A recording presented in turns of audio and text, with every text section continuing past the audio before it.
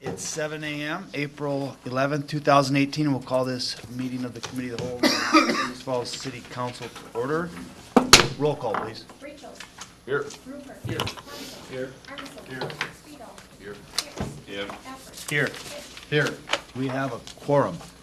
First item of discussion is the Glacial Edge Trail funding application. We'll call on Mr. Ryan Miller. Thank you, Your Honor. Good morning, everyone. Morning.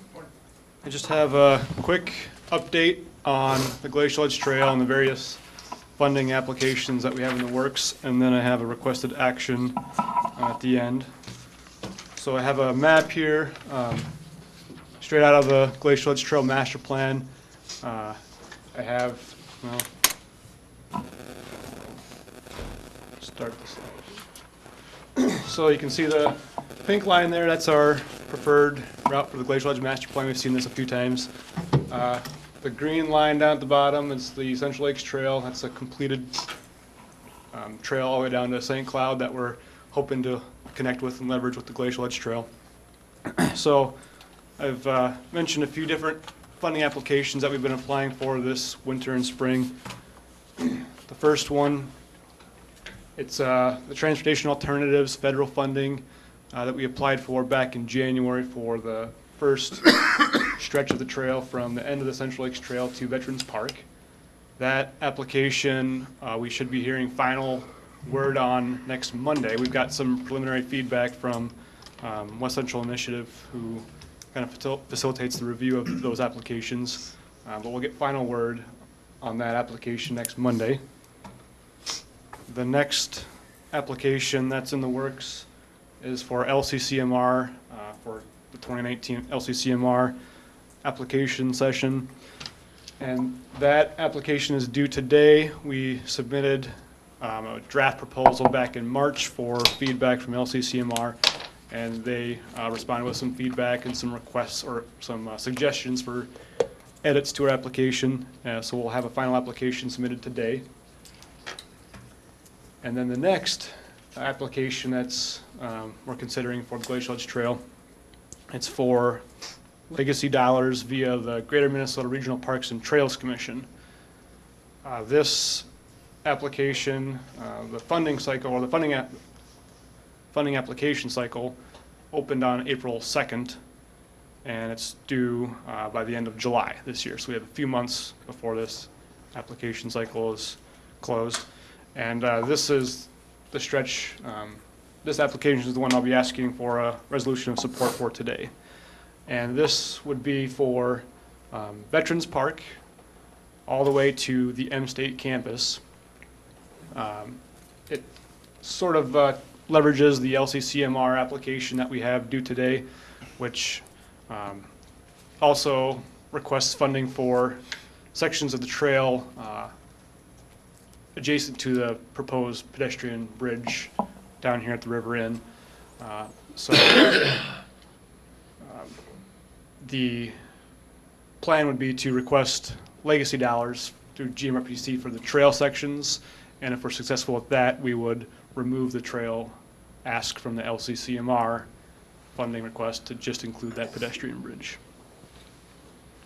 At the same time, the county, Otter Tail County, is also requested funding for that Transportation Alternatives funding pool for an extension of the County Road 1 trail, which would go from the county garage all the way up to County Road 3, so halfway up to Maplewood State Park.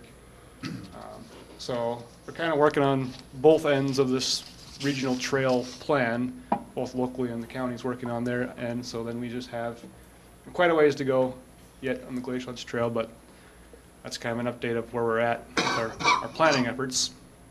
So this morning I just wanted to give that update and then request a resolution authorizing staff to submit the application via Greater Minnesota Regional Parks and Trails Commission for the trail portion from Veterans Park to M State campus.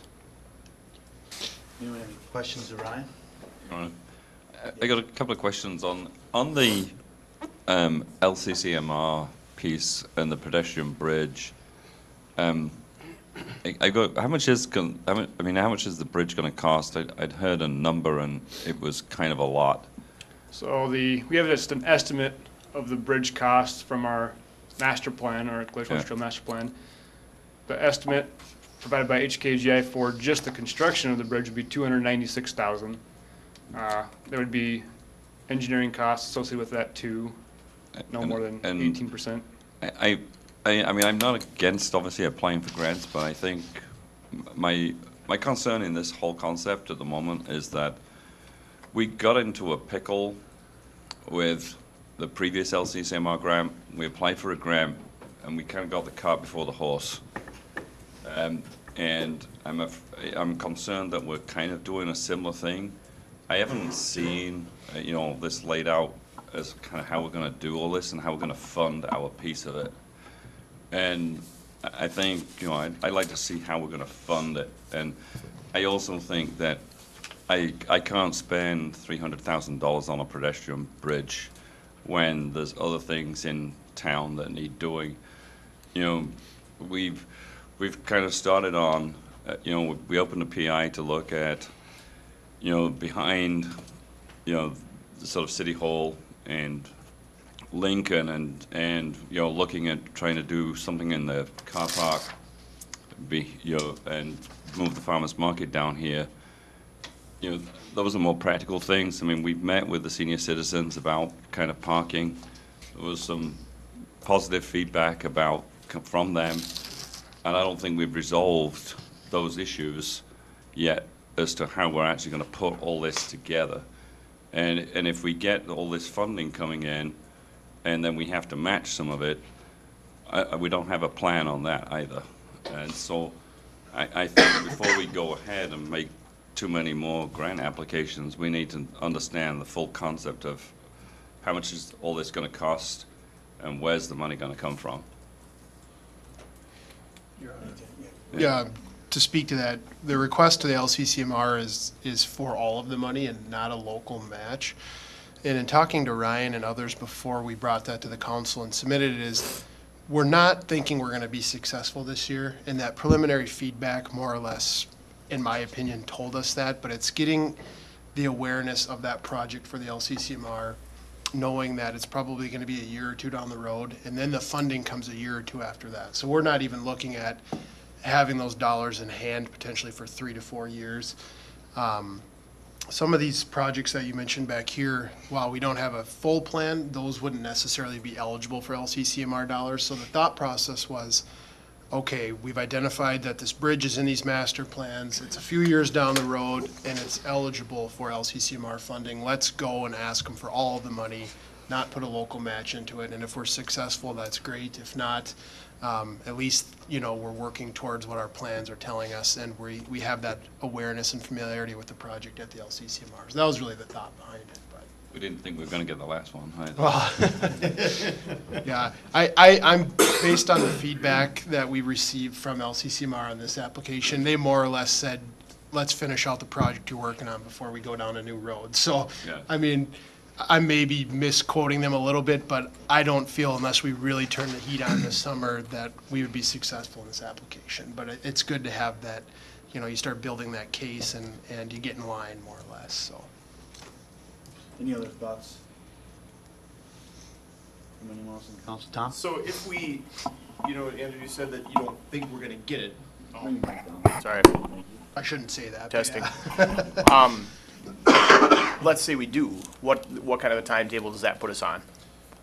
Ryan, I think you could answer better than me. It would be the next legislative session. The monies would be available in, is it July of 19 or August of 19? Yeah, this is for the 2019 LCCMR applications. So it would go through the legislative process next year, and it would be then eligible, I think, July 1st, 2019. Is that the fiscal year Sounds starts? right. July 1st, 2019. And then would we have like? And it'd be a 2-year period. We have 2 years to use the money, basically. Yes. And so this money is the kind of thing where if we don't apply for it and get it, then another community will apply for it and get it. They're competitive Okay. grant dollars, yes. Okay.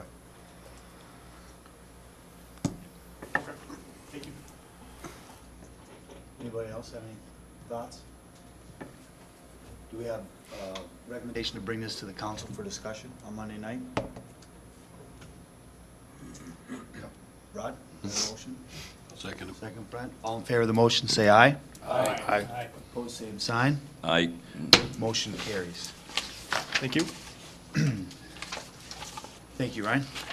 Second item on the agenda is native planting ordinance changes. We have 3 members of the Natural Resources Committee smiling with us this morning. Rudd, Terry. Good morning, Your Karen? Honor and council members. I am a member of the Natural Resources Advisory Committee, and what we're asking, and I'm going to go in the reverse order than what you have on your agenda, and that is, first I would like to ask you to look at at our proposal for a resolution, and none of us have the experience in writing a resolution, so you see that we are asking the city staff or the city come up with a draft resolution that includes these things. And that was a piece of paper on your desk. It was sent in the later packet. And I believe that Lynn would be more than capable of doing that. And just let me note, I spoke with Terry yesterday. You worked with Guy Taylor in drafting these bullet points for the resolution, And the correct? committee worked on these ourselves, right? And we worked with Guy. Sure. Right. So I would think that Lynn could take this and bring a resolution for us to consider on Monday night. Would that be all right? Yes, that would be great. Thank you for that. That's great work. And then the native ordinance is, or the Right, native and- plantings, correct? Right, and if there's any, I can talk about the initiative part, if anyone, and then Rudd's here to talk about the native planting piece. Did you want to just run through this real quick? Would you like to? Well, if there's any questions, or, Does the council have any questions on any of this?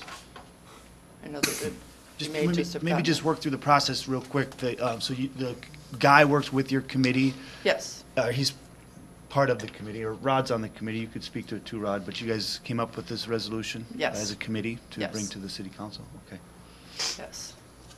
Yeah, Rod. We work closely with staff to get a resolution that would be something that would be, from their perspective, understandable and enforceable. We felt it was too cumbersome, the other one. So the staff has come along with us on this, right, every step of the way, Guy is involved. So I think it's a good resolution, and we've modeled it after some other ones that have been around longer. I'd recommend that we, adopt it because it allows people to then access this information in a way where they would be encouraged to plant native rather than discouraged, which we felt the cumbersome other ordinance kind of discourages people. But, yeah, you're talking more about the ordinance, and I have, if there's any other questions about the initiative, the resolution, the first resolution, right? Not the Sure. ordinance changes. We'll move that, we'll bring that, we'll have Lynn bring that before the council on Monday night, and then we can act on that resolution. Any other questions on that part? Okay, then I'm going to turn it over to, just one. okay.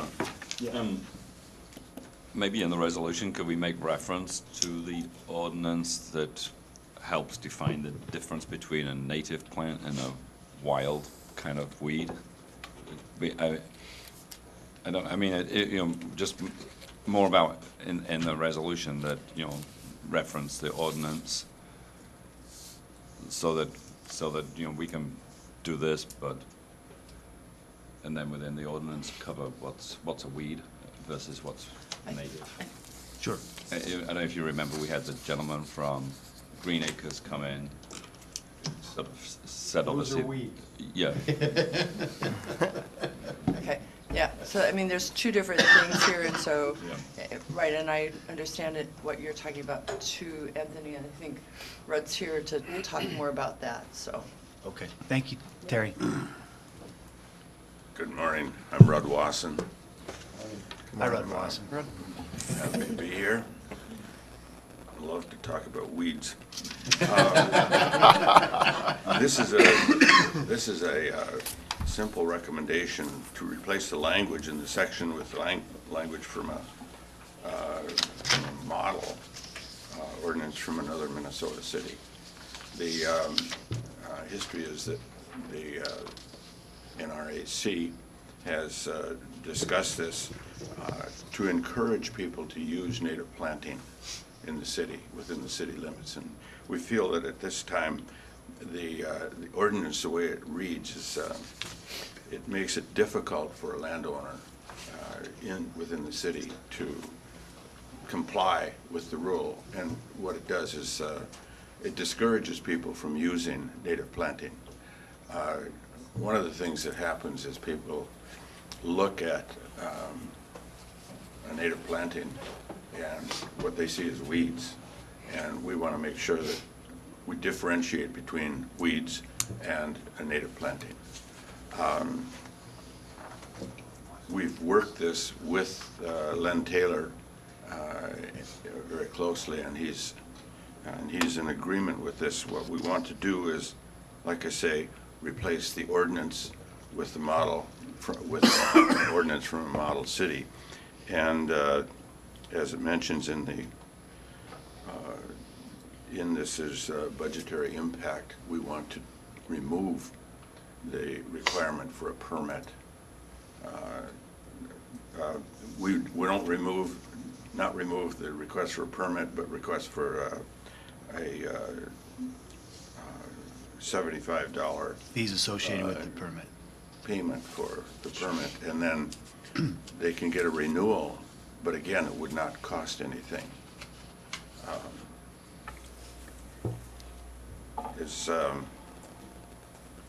If there's any questions about that, I'd be glad to try and answer them. The question I have is the purpose of the permit is that just to make sure that we know what people are planting? Because if someone's gonna go plant flowers in their yard, they don't need a permit, right? The ordinance, the way it reads right now, is that if you have native flowers planted in your garden or yard, that's no problem. But if it's an area that you have designated as native planting, for example, you want to plant your backyard or even the front yard into native plantings, you are allowed to do this. And the problem, and I know this from friends who have said they tried this, and then the neighbor would complain because it looked like a yard full of weeds. And so they went through the application and explained to someone within the city that what they were doing and how they were doing it. And we're not arguing with that. But what we're arguing with is the punitive. Fees associated with it. Yeah. Yeah, right. Sure. And it is a social thing. I mean, people look at it and they say yuck when they see it. And I will admit, it takes a year, more than a year, to establish a native prairie in your yard or wherever it happens to be. Does anyone have any questions for Rod on this ordinance? I would agree that I think that the fees associated with the permit should be waived personally. I would support that. I mean, I think if we're going to have an ordinance that allows people, and I think have a resolution that recognizes the benefits of such plantings, then I don't think we're going to ask people to pay a fee to do that. We don't have them pay a fee to plant flowers. And there's aesthetic beauty to that, but go ahead. I think one of the reasons that there was a fee associated with it was more about staff time to cover, and whether we can look at the fee and see whether it can be adjusted. Now we've kind of processed a few applications, but I think it comes from, those kind of quote complaints where a neighbor kind of says, there's a couple of houses in my street, and then the city has to dispatch somebody to go and look at it. So I think it's a processing fee, and whether we can adjust that from $75, I'm not sure. That must be something that maybe Andrew could look at. But I think the fee wasn't, and it's a one-time fee. I mean, it lasts obviously 5 years, so it's not. It's a long life. It's not an annual fee, but I think and it was also about getting it registered, as it were, so that when the city gets a phone call that says Johnny's grass is long, you know, they know that that's a native planting. I know we're maybe have some staff time in initially. I just think if we're gonna have a resolution saying that we encourage, you know, there's environmental benefits to this, I just don't know that we would want to then discourage by having a fee. But, yeah, go ahead, Red. Part of the ordinance requires a sign. So that may dissuade some neighbors. The sign says, this is it's a small sign, but it's placed in that area where you're doing the native planting. And maybe if the person that has made the application, filled out the permit, which outlines what he's planting there, and then puts up the sign, maybe that would keep the neighbors from complaining about it. Maybe we could maybe we could bring this to the council Monday night with a recommendation from staff on it. And maybe the city includes the sign, you know, and, I mean, maybe the application could include that the city goes and puts the sign out, so that then the signs are all the same, and maybe we include the price of the sign physically in that. Is that do we have a motion to bring this to the council with a staff recommendation on the fees? Sure, I'll make it. Thank you, Rod. I'll second it. Thank you, Brent. Any further discussion? Just a comment on narratives from past cities that have done this. Same thing Rudd said at first, people go, wait a minute, what are you doing, you know? But then when their kids go over to neighbors, start playing, and there's butterflies, and they go and catch butterflies because there's wildflowers, and they change their attitude toward it. So there's partly a cultural thing happening here where what we expect to see always on a lawn, you know, like maybe Scott might have a lawn that's different than somebody else, or, you know, everyone's got their own lawn. But the purpose is long-term change of the environment and not washing pesticides right into our rain gutters, storm gutters. Because when you mow a lawn and you have a monoculture and you just cut it down and you don't have anything there except one kind of grass, you have to work very hard to keep that special. But it doesn't do any good for the butterflies, doesn't do it for the environment, the birds, you know, the bees. I have bees. It's very hard on bees to not have places for them to get. So all this stuff fits together, I think, with our larger picture of, you know, our Green Steps program. As a city, we've already adopted that. It's just a good, healthy ordinance. We don't need the pesticides and the fertilizers in Lake Alice either. So the more of these we get, the less we have to regulate other stuff. Thanks, Rod. Wasn't sure if you're going to talk more to us about the birds and the bees or not. Do we have a motion on the table? Any further discussion? All in favor of the motion, say aye. Aye. Opposed, same sign. Motion carries. All right. Item 3 is Public Improvement 5321, 2018 Mill and Overlay Projects. Yes, thank you and good morning. Before you is a memo in regards to the 2018 Mill and Overlay Improvement Project. Recently, staff, we've been reviewing local street candidates to receive a mill and overlay that the city annually contracts to get this work done. This is preventive maintenance strategy. As a component of the mill and overlays, we also replace ADA ramps and everything as needed and as required. Please refer to the map enclosed. We're looking in the general vicinity this year in Ward 2. If you can recall, our policy is to move to different wards to expend this money. The general location is from Fur to Freiburg, bounded between Cleveland and Freiburg Avenue once again. If approved, we'll begin to prepare the project plans and specifications along with the cost estimates. If you recall, we budget $170,000 annually for this sort of work. That also includes our engineering and contingency costs. That's something to consider, but at this time, I'm requesting initiate Public Improvement 5321, the 2018 Mill and Overlay Improvement Project, and also request ordering the project plans and specifications for this project. Scott, Tom, you guys got anything? That's you guys' neighborhood, huh? Yeah, sounds good to me. Sounds good. Just, somebody's gonna call me about their roads, they're worse than ours are, and, it happened last time, so. Somebody, what do you mean? another, from the different part of the community calls you and say, how come not fixing my road? Isn't they're fixing the roads in your place? Tell them to call Jim. All right, Jimmy, motion second. Thanks, Justin. All in favor of the motion, say aye. Aye. Opposed, same sign, motion carries.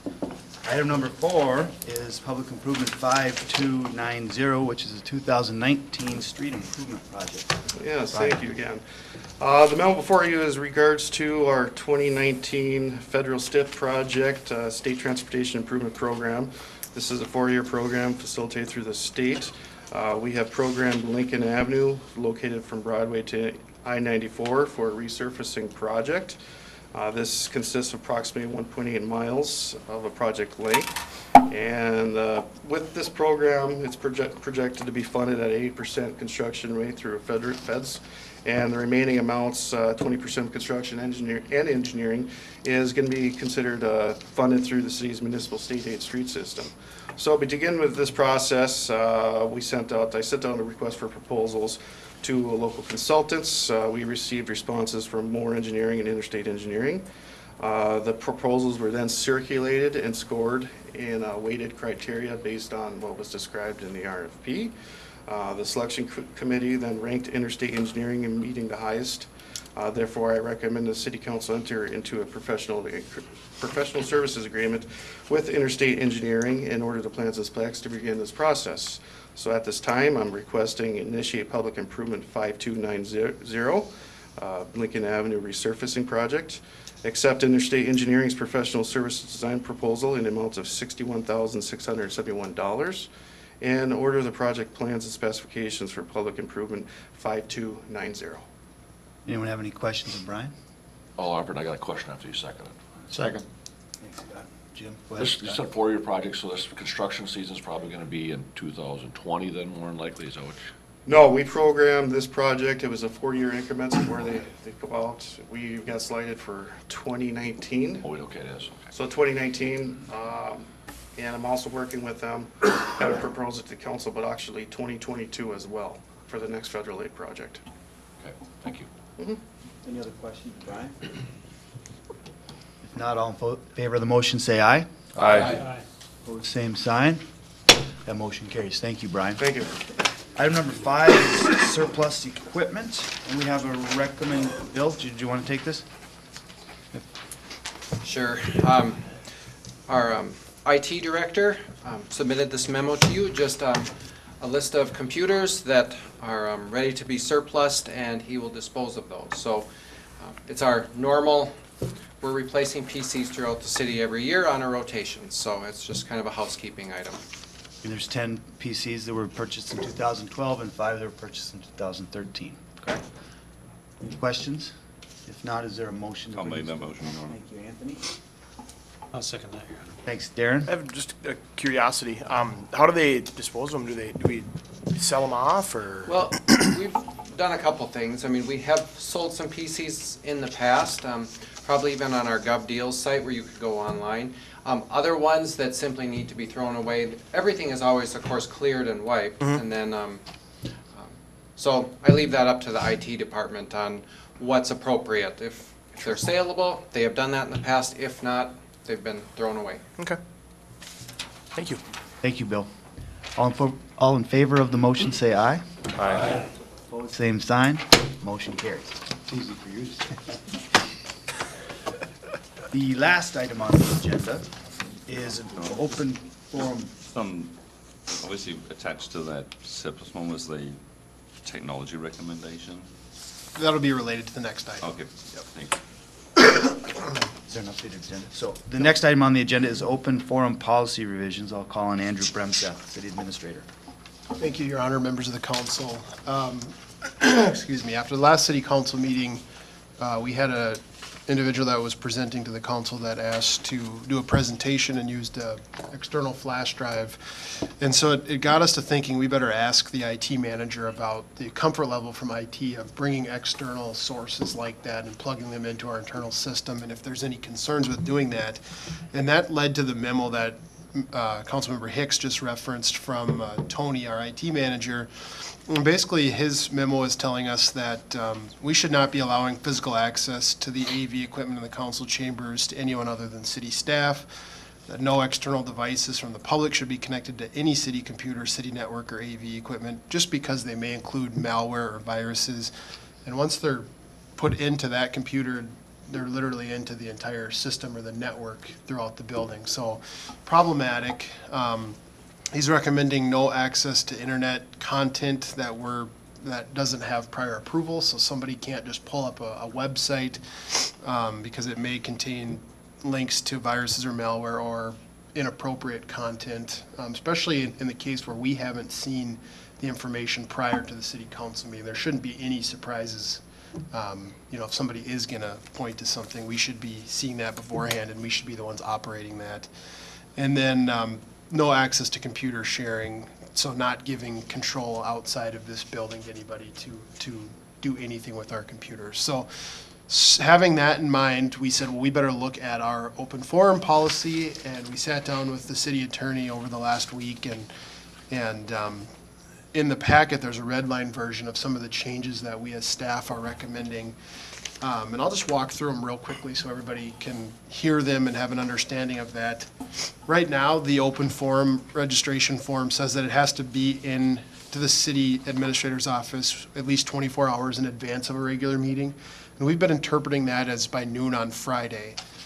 We're recommending that we change it to noon on Thursday prior to a city council meeting. And the rationale is simply that that's when we have all of the information for the packet due. The packets go out to the media, the public, and the council on Thursday afternoons. And so when we've been getting these requests on Friday, the public isn't aware of them until we get to the meeting on Monday and we're having to amend the agenda. And it just makes most sense to have that full transparency heads up that these people will be at the meeting on Monday, and allow people, if they wish to attend, to listen or to hear what they have to say. Moving down to the back page of the open forum policy, we're recommending we strike out the entire first paragraph of that. And then under bullet point 1, it would now read, the open forum is an opportunity to address the Fergus Falls City Council. Previously, it just said to address the mayor or presiding officer. And then it goes on to state new language that the open forum is time to talk about an issue, not make a presentation. It's really addressing the city council on an issue that they feel is something that the council should be discussing at a future meeting, or something that they have an issue with within the city. The second point there, again, changing the mayor to the city council, and the city administrator's office by noon on Thursday rather than 24 hours in advance of the meeting. Third bullet point, again, changing the mayor to the full city council. Today, all of our speakers are truly addressing the full council, and it's, honestly, it's awkward if they're only speaking to one individual and the other 15 of us are staring at them at the podium. So they're speaking to the entire council here when they're at the podium. Speakers limited to a maximum of 3 minutes. This policy has been in place, but just making sure that that's enforced, especially with the influx of people wanting to speak, and making sure our meetings continue to flow timely and smooth. I think on that one personally, that we should have some sort of method to be flexible, because otherwise someone's gonna say, wait a second, you didn't have a stopwatch on me, but you had a stopwatch on everybody else, and I just think it opens ourselves up to criticism if we don't have some mechanism to allow some flexibility there. But that's my thought. And that, But Ben, you're looking at what's happened in the past. This is now, this new one would be now, and it's 3 minutes from now on. Sure, but if that's the case, then we better have a stopwatch on every single person that steps up to that. Absolutely. vote. Because if not, it's, I just think, It's gonna go back to the council's discretion. Now, the mayor, you'll run a meeting, but you'll be addressing the council, and the council can say, 3 minutes, that's it, thanks, but that's fine, I'm just saying. Just so we can. Let's have a stopwatch on every single individual that gets that podium, not on some individuals, not on others. That's my only point, because we're opening ourselves up to criticism if we allow some people to talk for 10 minutes and others, we cut them off, right? Just be consistent. I don't think it's uncommon for cities to have a stopwatch or a clock, and when it hits 3 minutes. Let's just be consistent is all I'm asking. moving, Is it- Yeah, I'm sorry. I just want to run through these real Yep. quick, and then I'll answer any questions. Number 5, bullet point again, changing that from mayor to city council. Number 6, open forum comments may be limited if they become redundant, repetitive, irrelevant. Those are the same rules that we have right now. We can't, people can't just continually talk about the same things and take up city council time. And then adding language at the end that says, participants shall conduct themselves in a professional, courteous manner and refrain from the use of profanity. That was a previously a separate bullet point that we're just combining to make the policy a little shorter. And then that's really the only other change. I should speak to bullet number 11. Speakers will not be permitted on the same subject more than 2 times within a 12-month period. The mayor has the right to make this determination. That portion is proposed to be struck, and that's just simply so the mayor doesn't get at odds with everybody else. It's, that's the policy. And then finally, all materials to be discussed, including photos, must be submitted at the time of the request submission. The use of city technology during the meeting is not allowed. So again, that gives the ability of the city staff to at least see what is going to happen and to be prepared for what that's going to be, and protecting the city's network based on the concerns of the IT department. So a few probably pretty frank changes in this policy recommendation, but I think there are things that we have to be careful with, and I think there are some things that we've seen that may be problematic. And so this is staff's attempt to clean some of this up and hopefully make things run, more smooth and allow for the public to really know what's coming in terms of people that submit their application before the meeting. Do we have a motion to move this for discussion on Monday evening? Yeah, I'll make that, yeah. I'll second. Thanks, Rod. Then I had a comment too. Thank you, Justin. Go ahead, Rod. Just wondering if, sometimes the levels of government consistency coming down, I was wondering if this kind of mirrors a county policy on that. Have we checked on how the county handles those open forum timing requests? I don't know, or we have a commissioner here. Do you know if it's similarly to what you have, or? We really don't have open forum. Okay.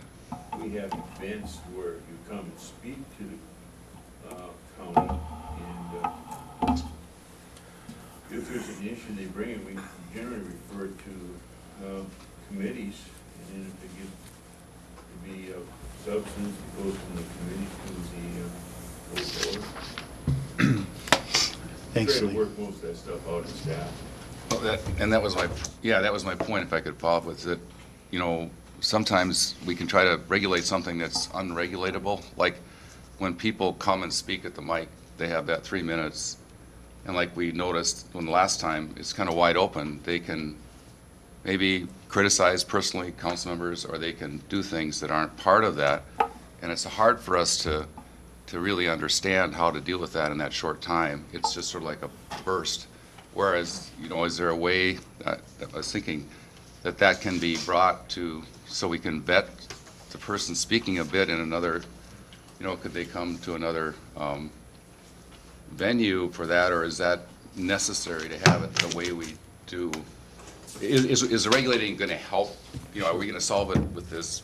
Yeah. And I agree with bringing it forward. I'm just saying. Yeah, I think what I would suggest is that we bring forward these recommendations for a good discussion on Monday night, because I personally think that, and I've said this publicly before, as elected officials, I think people have the right to address us. But that's me personally, and I think the less regulation, the better. And I guess it can create some awkward moments, undoubtedly, but I think that's kind of part of what we're elected for, is to listen to people, whether they want to say good things or whether they have some complaints. But that's my opinion. I think that we can bring this forward to Monday to have a good discussion on this, and then put forward a policy and then follow it.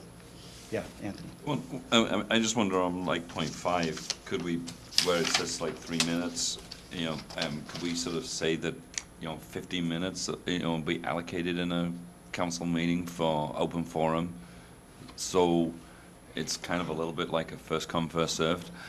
Then if somebody does, want longer, you know, and maybe we add that on the thing, you know, that, but I mean, I just wonder if we sort of allocated a time, a maximum amount of time. I mean, technically, if you did 15 minutes, that's, you know, that's quite a few people at 3 minutes that could speak.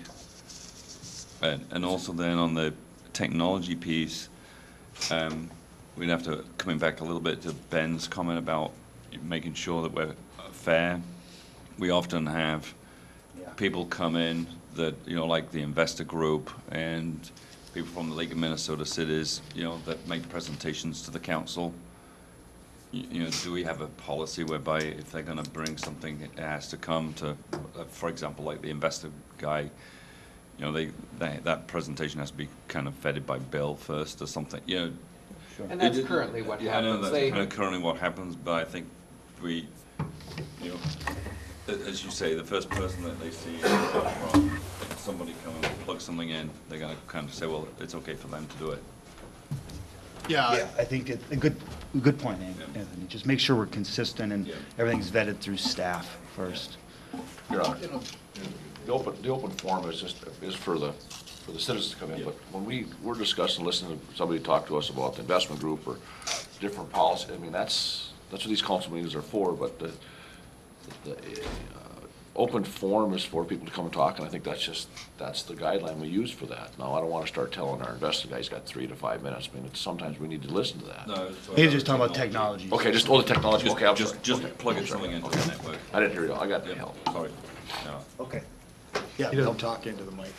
Well, I got a cold too, I can't hear. One thing, open forum has probably morphed a little over the years. You know, when it was started to be a time for someone to bring up a topic, you know, maybe you should think about X. And not so much, you know, it wasn't intended to be a time of presentation by somebody coming up. It was more of, you know, you should think about this, and we've always said, you know, no action taken at that time.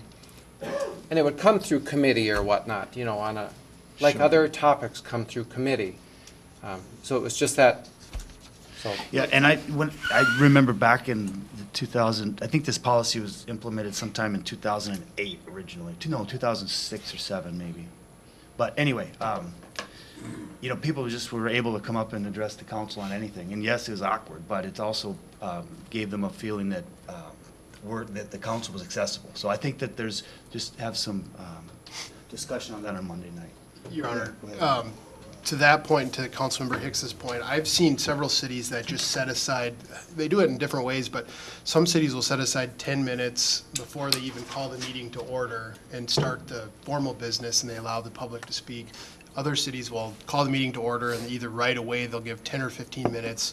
If there's people there to speak, they do it, otherwise they move on. Or they do it like that at the end of the meeting and make the people sit through the whole meeting to make sure that those items haven't been talked about. Because really, the open forum is not an opportunity to discuss something that's already on the agenda, because things that are on the agenda are official council business to be acted on during that time. These open forum requests, or an open forum opportunity, is to address, you know, the council about things that could be bothering them, proposed ordinance changes like we heard this morning, but not necessarily something that's already on the agenda, because then that's just untimely discussion and not efficient discussion of the council. Okay, well, I think we have plenty to think about, and we'll bring this to the council on Monday night. Is all in favor of that motion, say aye. Aye. Opposed, same sign. Motion carries. We are adjourned. Nope. No, we're not. I would like to, under additional items, I'd like to give one update to the city council real brief. Sorry, Andrew. No, that's okay. I haven't had a chance to even run this by the mayor, so it's a surprise to everybody, but I attended the Buse Township meeting last night, and we've been working with Buse Township over the last several months, talking about the orderly annexation agreement that we have in place with them and putting that into play on the homes out by the roundabout, and then there's a few homes across from the American Legion on Pebble Lake Road that are currently entirely surrounded by the city but are outside of the city limits and are still part of Buse Township. And I'm happy to report this morning that the Buse Township approved the joint resolution last night unanimously.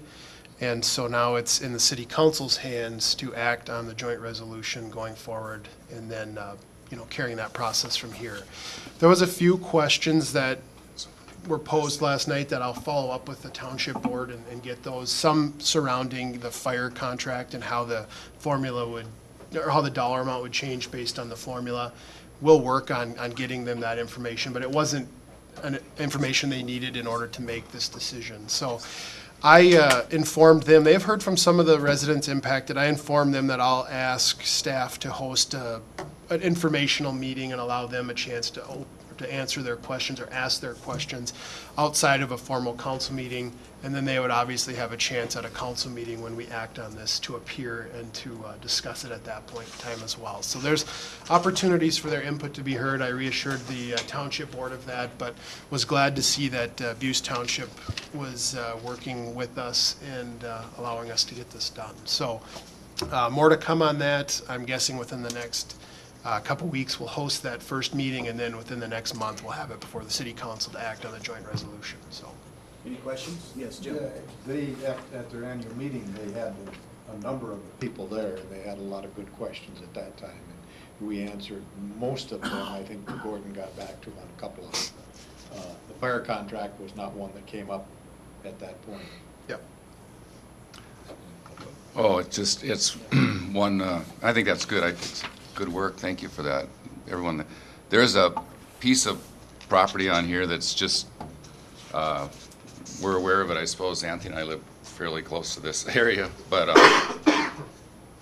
we live in separate houses. But there's a piece there where people can have a deer stand, and because of Minnesota regulations being north of the interstate, you could shoot a 270 or a 30-06 at a deer in that area. But it's right borders the landfill, and then there's houses and group homes and things within a close proximity to that. And I'm always uncomfortable when I walk back there thinking, you know, how long before we have an accident, a deflected, projectile or something, bullet, it's not a good situation. It's a totally different animal, but it does affect us because as a city, I think we have to be aware that we have a high-powered rifle area right within the city. It's very close to homes, really, in terms of hunting. So I just wanted to bring that up. And I'm not opposed to hunting deer or anything like that. It's just, it's a very difficult situation. I think a safety issue that we haven't addressed here. It's being utilized? Huh? It's being utilized? Isn't there a... Yeah, there's deer stands there. Isn't there a 400-yard thing in the regulations for to houses or something? Well, it's in the regs. I don't know what the number is, but there is a distance from a dwelling that you have. I mean, obviously, I didn't bring this up, but I mean, I had Jeff called the police out. I mean, I had guys going through my land in orange, obviously things, so it was pretty easy to see them. Don't wear your reindeer Yeah. But on the annexation, just one positive comment. I was talking to a couple of Woodland Height residents on one night, Saturday, and they were very complimentary of snow clearing by the city this winter, and said that was a 100-time improvement over the township. So there was one obviously resident in Woodland Heights that's very happy about annexation and the snow clearing. It's good to hear. So it's good to hear some positive news. Absolutely. Anything else to come before the committee? Now we are adjourned. I gotta get out of town. Well, bring good luck to them. Hello. Oh, we have to